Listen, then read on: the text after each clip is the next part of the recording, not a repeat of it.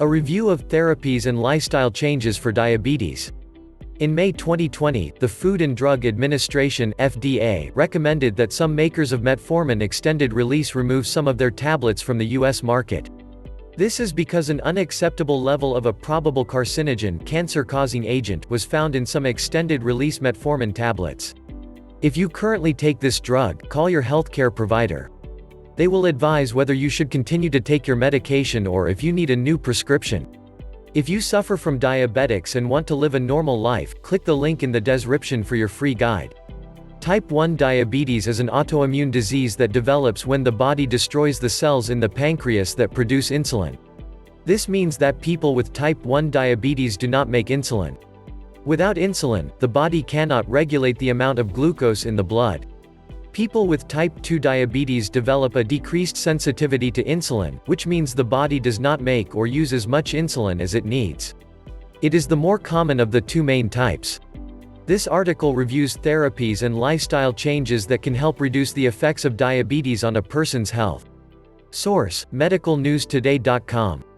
Managing type 1 diabetes. Type 1 diabetes is an autoimmune disease that often develops during childhood. It occurs when the body mistakenly attacks the beta cells of the pancreas, removing their ability to produce the insulin that the body needs to use blood sugars correctly. Receiving a diagnosis of type 1 diabetes can be daunting, yet many people manage the condition well, keeping symptoms and severe complications at bay. Source: medicalnewstoday.com. Insulin treatments.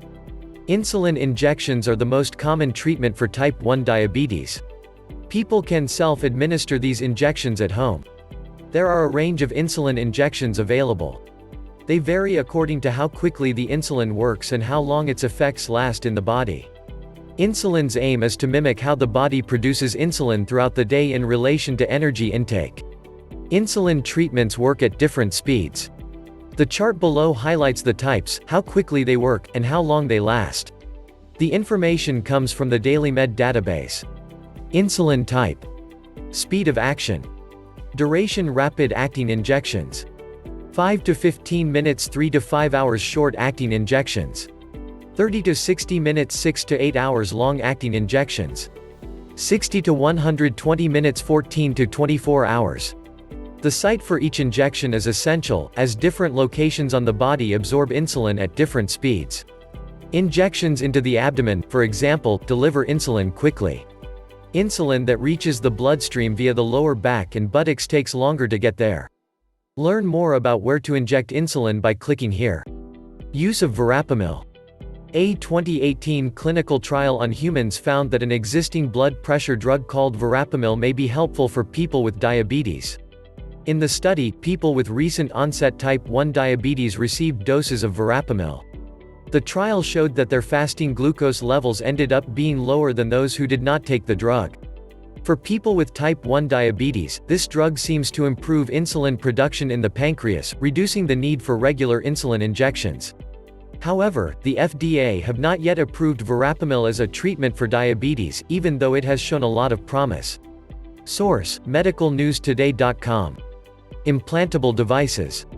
Scientists have long been researching the use of implantable devices for managing type 1 diabetes without the need for regular injections. This 2016 animal study discusses an implantable device that could protect beta cells in the pancreas. Researchers found that the device protected a mouse's pancreatic beta cells from immune attack for up to 6 months. In 2018, the FDA approved the first-ever implantable continuous glucose monitoring system that linked to an app. Medications. While lifestyle adjustments can help reduce the impact of type 2 diabetes, most people with the condition will need to take medications to lower blood glucose and boost the body's production of and sensitivity to insulin. These include the following classes of drug. These prevent starch from breaking down, helping to lower blood glucose. People should take them alongside the first bite of a meal. Acarbose and miglatol are common alpha-glucosidase inhibitors for people with diabetes. This category of drugs includes metformin, which is a common diabetes medication. Biguanides instruct the liver to produce less glucose and increase insulin sensitivity in the muscles.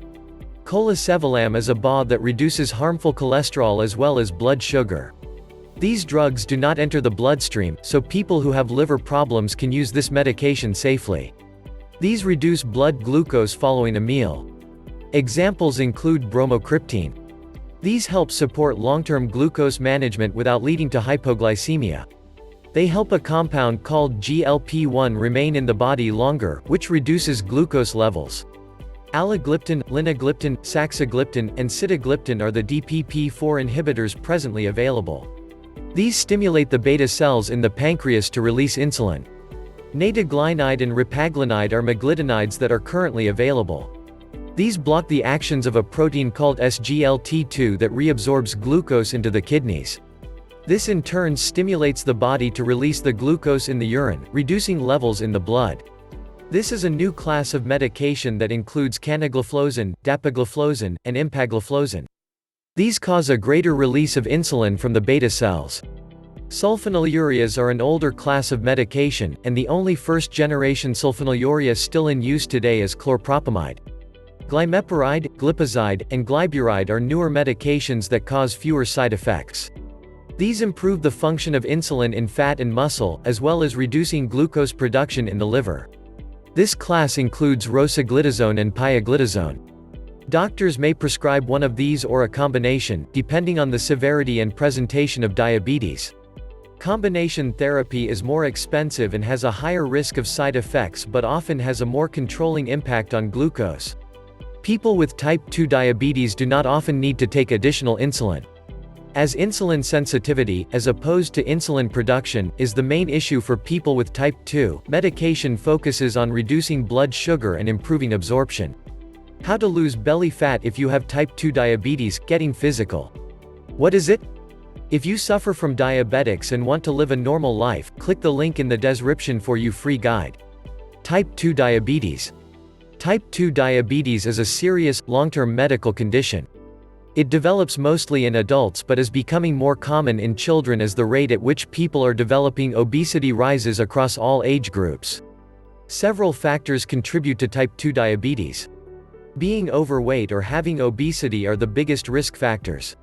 Type 2 diabetes can be life-threatening. But if treated carefully, it can be managed or even reversed. Get physical. Starting an exercise routine is important for your overall health, but it'll also help you lose weight and start to reverse your symptoms. Talk to your doctor before making a plan and keep the following in mind. Start slowly. If you aren't used to exercising, start small with a short walk. Gradually increase the duration and intensity. Walk quickly. Fast walking is a great way to get exercise. A brisk walk is easy to do and requires no equipment. Check your blood sugar before, during, and after your workout. Keep a snack on hand in case your blood sugar drops while you're exercising.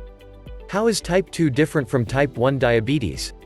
Type 1 diabetes is similar to type 2 diabetes, but it usually develops during childhood and is largely unrelated to weight or diet. The exact causes of type 1 diabetes are unknown. The most important risk factors are genetics and family history. If you have type 1 diabetes, your pancreas makes little to no insulin. You need to inject insulin regularly to metabolize glucose. For type 1 diabetes, there's no cure, and it can't be reversed. But it can be managed. The symptoms are the same as those of type 2 diabetes. Both conditions can cause serious complications if not managed or treated, including heart disease, nerve damage, atherosclerosis, vision problems and blindness, kidney damage, skin and mouth infections, foot infections, which can lead to amputations, osteoporosis, hearing problems. Whether you have type 1 or type 2 diabetes, always talk to your doctor before starting any new treatment and management options. Your doctor can help you develop the best plan to address your healthcare needs. Is diet soda safe for diabetes? Medically reviewed by Kathy W. Warwick, RD, CDE. Drinking sugary drinks is a risk factor for developing type 2 diabetes. If you're working to keep your blood sugar in check or manage your weight, the right diet for prediabetes. Medically reviewed by Miho Hatanaka, RDN, LD. People with prediabetes are an increased risk of type 2 diabetes. Exercise and a healthy diet can help prevent or delay type 2 diabetes. Learn more. 10 Diabetes Diet Myths medically reviewed by Peggy Pletcher, MS, RD, LD, CDE. Navigating your way through myths surrounding a diabetes diet can be tricky. Discover what's fact and what's fiction. What's the connection between hypoglycemia and pregnancy? Medically reviewed by Karen Richardson Gill, MD, FAAP. Pregnancy affects your blood sugar and may increase your risk for hypoglycemia. We explain this connection and how to manage and prevent your symptoms. If you suffer from diabetics and want to live a normal life, click the link in the description for your free guide.